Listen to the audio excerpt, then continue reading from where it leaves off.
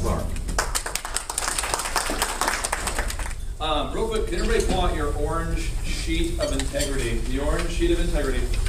After today's talk, for those of you that would like a copy of the PowerPoint presentation and slides and some of the notes, I'd be happy to send that to you. But one of the things that helps me, because I do speak to a couple hundred groups a year, is going through here. If you could just take a second to rate yourself, if you see at the bottom right here, on a scale of 1 to 10, with 10 being the best, how happy are you with your company's PR campaign? Obviously, if you don't have one, then probably be a 1. And if you had a great one, it might be a 10. But just so I kind of know where you're coming from. And then the second question is on a scale of 1 to 10, with 10 being the best, how confident are you that you have the tools needed? Some people here might go, hey, I know everything that you're talking about, so I don't need any of that stuff. Thank you very much. Third question is on a scale of 1 to 10, with 10 being the best, how much do you know about PR before today's presentation?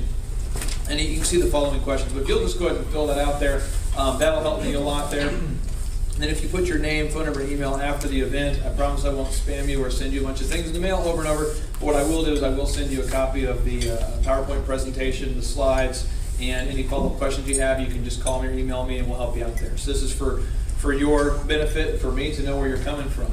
And so I'll give you just a second to fill that out. In the meantime, I'll just sing the Jeopardy theme song. Today's topic is how to use PR like the stars, the art of converting clicks into cash. My background, just so you know, I think that sometimes the content of what you're hearing should always be weighted by who are we listening to, why is this person credible. So I just want to give you a little bit of a background on who I am and my background. I was the SBA Entrepreneur of the Year, as Roger said. We have 9 businesses. We have 5 kids. I'm always working on something big. I try to avoid direct sunlight. I'm just kind of kidding, but my wife makes fun of me because I'm inside so much. I don't go out very much. So I took algebra 3 times. Everybody here is smarter than I am once you get to know that. Took algebra 3 times to get through that. And I did take my ACT 3 times to get to college as well. So I want to encourage you guys that everybody here, if I can do this stuff, I promise that you can do it. Okay, so the 6 things we're going to go over today. 6 things is 1 is what is the definition of public relations? 2, what are your business goals for this year? 3, how will viral and passionately positive PR help you achieve your goals? 4, why does PR work? 5, if this works, why doesn't everyone just do it? And 6, what are the systematic step-by-step steps that you must take to launch an effective PR campaign? This is a quote I want you to either write down or just remember in your brain. I define what I do as gift wrapping. If you package a bracelet in a Tiffany box, it will have a higher perceived value than if presented in a Kmart box. Same bracelet, different perception. Who here remembers the British invasion when the Beatles landed? I do not. I'm 32, so I don't remember that specifically. I've seen it. Who remembers when they landed here, okay? True story. They landed. If you read a book called Guerrilla PR 2.0, you can read the historical review of this, but it's Guerrilla PR 2.0. Phenomenal. The Beatles land, from Britain. They land over here. No one knows who they are at this point. Okay, so the kids are like, who are these guys? So then their publicist says, let's try that again. He goes to a local high school, gives them signs, pays the kids $5, $10 at the time, like $1 each, 50 cents each. Says, hold these signs and scream their names. Like, who are these people? It doesn't matter. Scream and we'll film you. And then the Beatlemania, they took the photos, Beatlemania group, okay? Another example, a guy by the name of Frank Sinatra. They paid someone to faint in every crowd.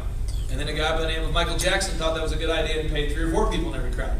And so it perpetuated that. So it's, yes sir? You don't work for Obama, do you? No.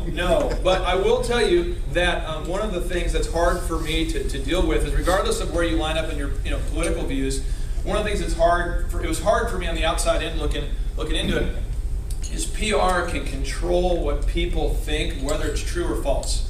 Now, I'm a Christian. I try to do everything in a way that I want to treat people that I want to be treated. And I think a lot of us, regardless of our religious beliefs, want to do that. We want to treat people the way we want to be treated. But this is like the Force, like Star Wars, where you have and you can use the Force for the good team, for the good side, or the dark side. But it works either way. And they estimate somewhere between 70 and 85% of all news is a result of a press release, PR. Somebody paid to shape your view. Over 70%. Every study says over 70%. Some say 71, some say 84. Isn't that kind of crazy though? Think about watching the news tonight and how that affects your worldview. Now right now as a culture, what's the bias that the whole culture has, that every time you turn on the news, when it comes to the environment, what's the thing we're all being told to do? We all need to go green. Green. Aha. So is that a trend, or is that going to be a long term? Like, is that going to last?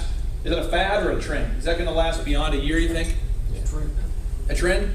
Now, at some point when I was in 7th grade, some of you remember this, we were told that the hydrocarbons, released from cars, are damaging the ozone, right?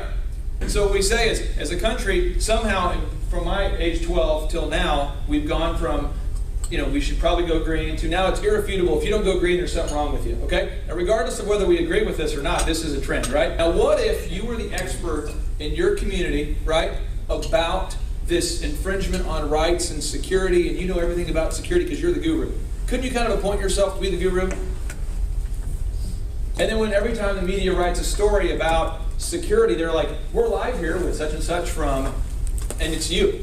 See what I'm saying? You can appoint yourself as an expert. And how does that translate into dollars and cents? It really helps. Have you guys ever seen, remember OJ, when the white Bronco was driving? And within like 10 minutes, they have an expert. My brother. Your brother? He was one of the guys they kept talking to all the time. Awesome. Well, that's an example. He's a lawyer, but we didn't believe it. Well, you know what I'm saying? So how do you find these experts? They find these experts because people in a room just like this decide they're going to start promoting themselves as experts and making those connections so that when things happen, you'll get the call. And I promise you it will dramatically impact your sales. So I'm saying, what if we gift wrapped our ID business, our security business, in a way that gift wrapped us like the Tiffany's box? Does that make sense? Where people now don't care about the price, they care about the value. Even though it's the same bracelet in the box. Does that make sense to everybody? This is my definition. The art of systematically creating the closer. The closer that you can use to enhance your existing reputation and close more deals now. When you get in front of your ideal clients and likely buyers. Again, the art of systematically creating the closer.